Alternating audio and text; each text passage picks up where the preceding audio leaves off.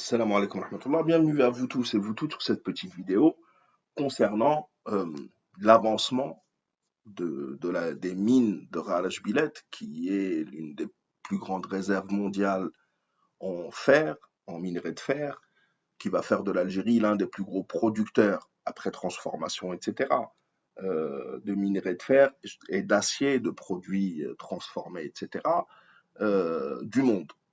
Donc, l'annonce.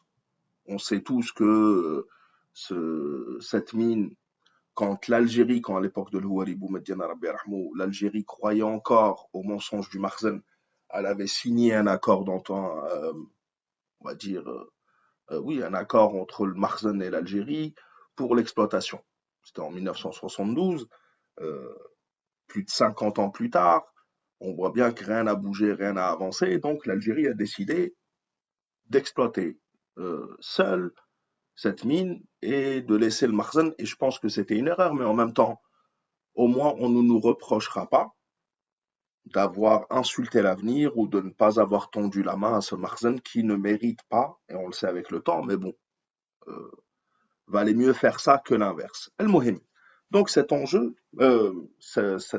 projet d'exploitation des mines de Rarash Bilet a été lancé il y a un an et on sait que c'est un projet à enjeu stratégique. Le projet va permettre à plusieurs wilayas de doubler l'emploi et les recettes fiscales. Alors, on va lire un petit truc, ensuite on va avancer où en sont les mines de Raraj Bilet. Il y a une réunion du gouvernement pour voir les avancées, etc., les besoins du projet en termes de commodités telles que l'électricité, le gaz, l'eau, l'état d'avancement des études technico-économiques qui devront être présentés au Conseil des participations de l'État en vue de leur examen. La mine de Raraj Bilet présente un enjeu économique stratégique pour le pays en termes d'approvisionnement de l'économie nationale en matières premières. La réunion du gouvernement a réitéré à ce projet le fait qu'il a été rappelé que notre pays aspire, à travers le projet, à développer son secteur minier national dans le but d'accélérer le processus de satisfaction des besoins de, en matières premières nécessaires à la production sidérurgique nationale, d'améliorer les revenus en devises grâce à l'exportation de l'excédent et des produits semi-finis, ainsi que de favoriser le développement du sud-ouest algérien à travers la création d'infrastructures, on sait, hein, les chemins de fer, etc., et de l'emploi aussi. La stimulation de l'industrie et la génération des emplois. Voilà. Donc, quelques-unes des informations sur ce projet. Et puis, on se rappelle tous, avant de passer au deuxième sujet, euh,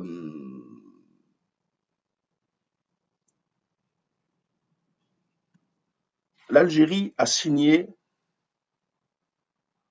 c'était il y a quelques mois,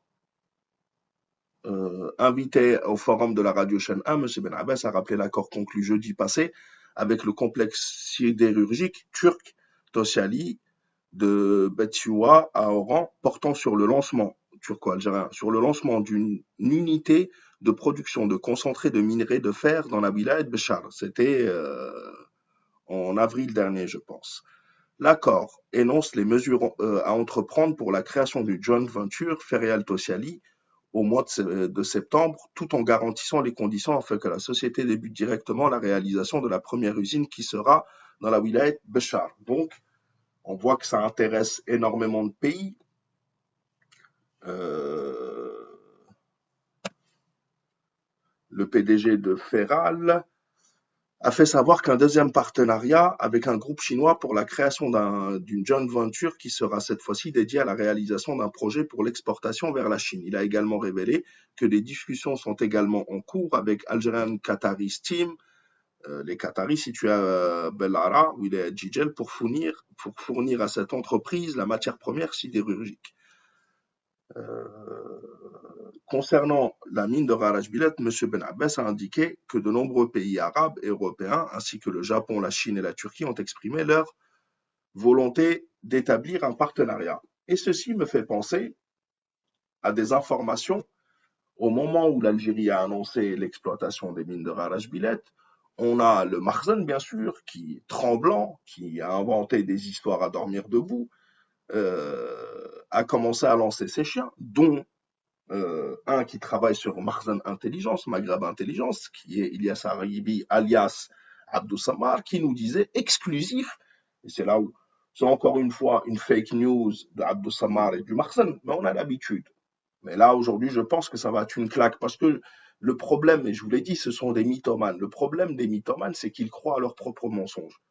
Donc, si c'était juste de la propagande, c'est pas grave. Je pense qu'ils sont vraiment honnêtes dans le mensonge, c'est-à-dire qu'ils croient vraiment à leur mensonge. C'est le seul moment où ils sont honnêtes de toute façon. Puisque Marzan Intelligence nous disait la Chine refuse de s'impliquer dans le conflit algéro-marocain et se désintéresse du projet de Raraj Bilet, carrément.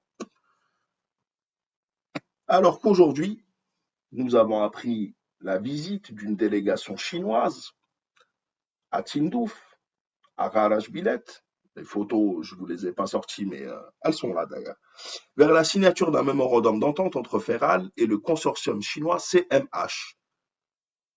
Ou l'arrivée du consortium, le ministère de l'Énergie et des Mines organise ce samedi une visite de travail d'une délégation composée de dirigeants du consortium chinois CMH, dont le président de MCC International, du groupe Managim El Jazair et des cadres du ministère de l'Énergie et des Mines, Oulayat Tindouf et Béchar, indique un communiqué du ministère.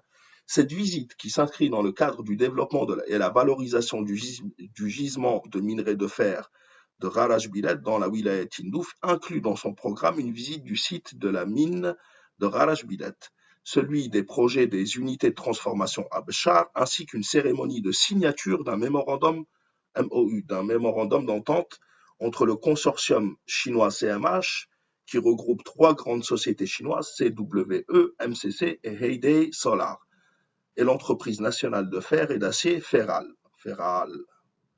filiale du groupe Managim El Jazair. Donc, comme on vous disait, il ne faut pas croire les mensonges et les fake news de ces gens-là. Euh, L'information intéressante, c'est que, bien sûr, le projet avance. Des investisseurs du monde entier veulent participer à ce projet, puisque c'est l'une des plus grandes mines du monde.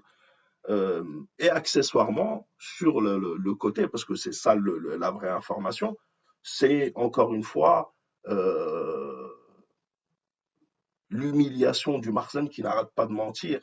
Alors, il ne trompe que ceux qui le croient, ses adeptes et ses agents. Mais voilà, la réalité, comme on vous le disait, voilà, à chaque fois, de toute façon, ce sont des mensonges. Ils mentent, ils mentent, ils mentent. Et je vous l'ai dit, la force d'un bon menteur, c'est qu'il ne reste jamais sur un mensonge. Il passe toujours à un autre. Et là, pour eux, ils ont oublié qu'ils ont dit que la Chine et les Chinois n'étaient pas intéressés et carrément que l'État chinois déconseille. C'était quoi? Selon nos sources, les autorités chinoises ont dissuadé leurs entreprises de s'impliquer grandement dans ce projet pour ne pas froisser le Maroc et compromettre les intérêts chinois sur le marché marocain. Voilà. À Pékin, les dirigeants chinois veulent à tout prix rester neutres dans ce conflit algéro-marocain qui n'arrange guère sa vision globale du Maghreb, une vision basée sur le pragmatisme économique. Le pragmatisme économique, c'est justement de voir là où ils sont gagnants, point à la ligne. C'est ça qui les intéresse. Donc vos histoires. El-Mouhem, la patrie ou la mort, nous un grand merci beaucoup. On reviendra pour d'autres informations sur d'autres sujets et, et d'autres analyses. El-Mouhem, encore une fois, les mensonges. Le mensonge prend l'ascenseur et la vérité prend l'escalier. Mais elle finit toujours par arriver. La patrie ou la mort, nous un grand merci beaucoup d'avoir suivi cette petite vidéo. À la prochaine, Inch'Allah.